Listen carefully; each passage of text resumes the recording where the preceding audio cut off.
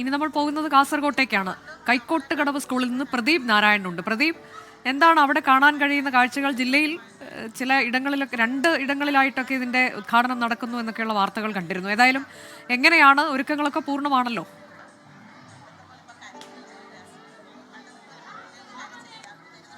അനുജ, തീർച്ചയായും ഞാനിപ്പോൾ നിൽക്കുന്നത് PMSA PTS VHSS കൈക്കോട്ടുകടവ് സ്കൂളിലാണ്. ഇവിടെ ഒരുക്കങ്ങളൊക്കെ പൂർത്തിയായി കഴിഞ്ഞു. വിദ്യാർത്ഥികൾ എത്തിക്കഴിഞ്ഞു. 1-ാം ക്ലാസ്സിലേക്കുള്ള കുട്ടികൾ ഉൾപ്പെടെ KG ക്ലാസ്സിലെ കുട്ടികൾ ഉൾപ്പെടെ ഇവിടെ എത്തിക്കഴിഞ്ഞു. അനുജ സൂചിപ്പിച്ചതുപോലെ ജില്ലയിൽ 2 സ്ഥലങ്ങളിലാണ് പ്രവേശനോത്സവം നടക്കുന്നത്. ഒന്ന് ജില്ലാ പഞ്ചായത്തിൻ്റെ നേതൃത്വത്തിൽ ചായോത്ത് GHSS-ലും അതുപോലെ തന്നെ പൊതുവിദ്യാഭ്യാസ വകുപ്പിൻ്റെ നേതൃത്വത്തിൽ കൈക്കോട്ടുകടവ് VHSS-ലുമാണ്. അത്തരത്തിൽ 2 സ്ഥലങ്ങളിലും മികച്ച രീതിയിൽ അതിൻ്റെ സംഘാടനം ഒക്കെ പൂർത്തിയാക്കിയിട്ടുണ്ട്. അധ്യാപകർ, നാട്ടുകാർ എല്ലാവരും ഒന്നടങ്കം കൈകോർത്ത് പിടിച്ചുകൊണ്ടുള്ള ഒരു സംഘാടനമാണ് ഇപ്പോൾ ഈ കൈക്കോട്ട് കടവിൽ കാണാൻ സാധിക്കുന്നത്. എന്തായാലും മക്കളെ, എങ്ങനെയാണ് പ്രവേശനോത്സവമൊക്കെ? ഉഷാറാണോ?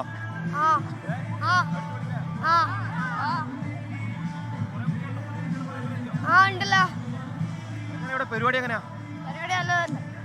എന്തായാലും അനുജ, അപ്പോൾ വിദ്യാർത്ഥികൾ ഒരു ആവേശത്തിലാണ്. എന്തായാലും ഇവിടെ ഈ പ്രവേശനോത്സവത്തിന് പുറമെ ആ പരിപാടിയിൽ തന്നെ ഈ സ്കൂളിൽ നിന്നും മികച്ച വിജയം നേടിയ LSS USS അടക്കം മികച്ച വിജയം നേടിയ കുട്ടികളെ ആദരിക്കുന്ന ചടങ്ങ് ഉൾപ്പെടെ നടത്തുന്നുണ്ട്. മന്ത്രി സണ്ണി ജോസഫ് ഓൺലൈനായിട്ടാണ് ഇവിടെ പ്രവേശനോത്സവ പരിപാടികൾ ഉദ്ഘാടനം ചെയ്യുക. അതിനുശേഷമാണ് മറ്റ് പരിപാടികൾ നടക്കുക. എന്തായാലും വിദ്യാർത്ഥികളേറെ ആവേശത്തോടു കൂടി തന്നെയാണ് ഇത്തവണ അധ്യയനത്തെ വരവേൽക്കുന്നത്.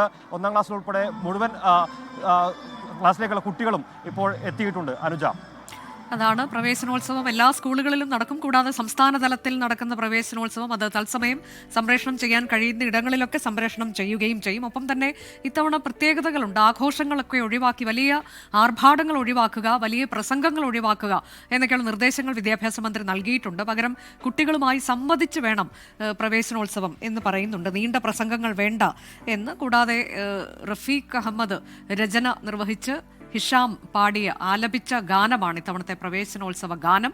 അപ്പോൾ അതൊക്കെ കാണാനും കേൾക്കാനും ഒക്കെയായി നമ്മൾ കാത്തിരിക്കുകയാണ്. അല്പസമയത്തിനകം തന്നെ സംസ്ഥാനതല പ്രവേശനോത്സവം ഉദ്ഘാടനം ചെയ്യും മുഖ്യമന്ത്രി VD സതീശൻ. അതിനായി വിദ്യാഭ്യാസ മന്ത്രി ഇതിനോടകം തന്നെ എത്തിയിട്ടുണ്ട്. പട്ടം സ്കൂളിലാണ് ഈ പരിപാടി സംസ്ഥാന തലത്തിൽ നടക്കാൻ പോകുന്നത്. എല്ലാ ഒരുക്കങ്ങളും പൂർണ്ണമായിട്ടുണ്ട്.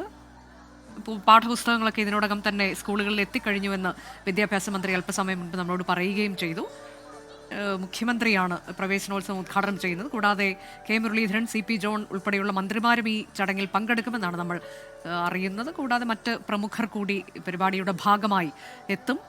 പുതുയുഗം എന്നുള്ളതാണ് ഇത്തവണത്തെ ഒരു മുദ്രാവാക്യം. ആ തരത്തിലേക്കാണ് ഇത്തവണത്തെ അധ്യയനം. സൈബർ പ്രതിജ്ഞ എടുക്കുന്നു, സൈബർ സുരക്ഷ എന്നൊക്കെയുള്ളത് ഇത്തവണത്തെ വലിയ വിഷയമാണ്. അതുകൊണ്ട് ആ തരത്തിലൊരു പുതുമ കൂടിയുണ്ട്. അധ്യാപകരും വിദ്യാർത്ഥികളും രക്ഷിതാക്കളും ചേർന്ന് എല്ലാ വിദ്യാലയങ്ങളിലും സൈബർ സുരക്ഷാ പ്രതിജ്ഞ ചൊല്ലുക എന്നതുകൂടി ഇത്തവണത്തെ പ്രവേശനോത്സവത്തിന്റെ പ്രത്യേകതയാണ്.